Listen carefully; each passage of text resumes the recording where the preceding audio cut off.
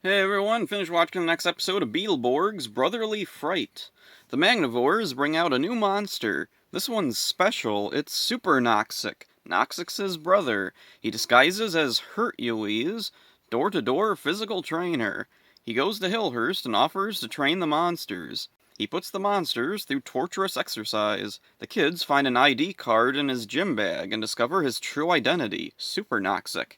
Hercules has an excuse ready. He tells them Super Noxic is another client of his. Flabber overhears Hercules say he's going to meet someone. He tells the kids and they track him down. He drops his disguise and attacks the kids. They don't know how to beat him. The comic says he's invincible. Drew activates Super Blue mode and manages to defeat him. Alright.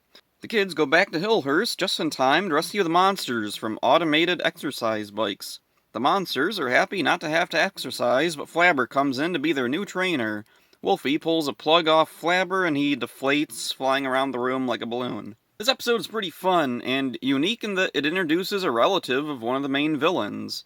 There was a missed opportunity here to build up a mystery or have a twist.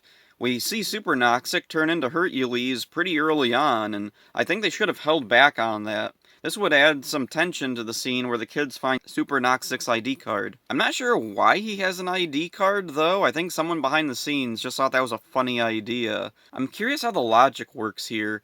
Noxic is aware and has memory of his brother. His brother, though, was only just introduced in the comic, issue 150. When Art Fortunes creates a new character in the comic, how does that affect the Magnivores in reality? Is it if specifically he creates a monster that's a relation? Do the Magnivores just suddenly wake up one day with new memories?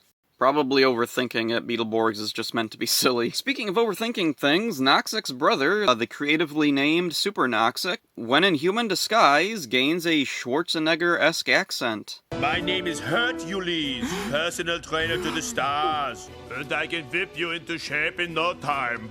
It's weird, it's different from his normal voice, and I don't think it's Derek Stephen Prince doing the voice still. And his human appearance, I think, may have been inspired by the Crimson Executioner from the 60s horror film The Bloody Pit of Horror. I'm pretty sure that was the inspiration, since both Crimson Executioner and Hercules have a penchant for torture. He also may have just been inspired by stereotypical torturers and executioners.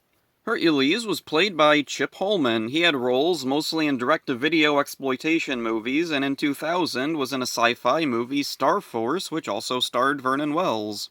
Star Force is his last credited role. I can't find clear information, but it looks like he might have died in 2005.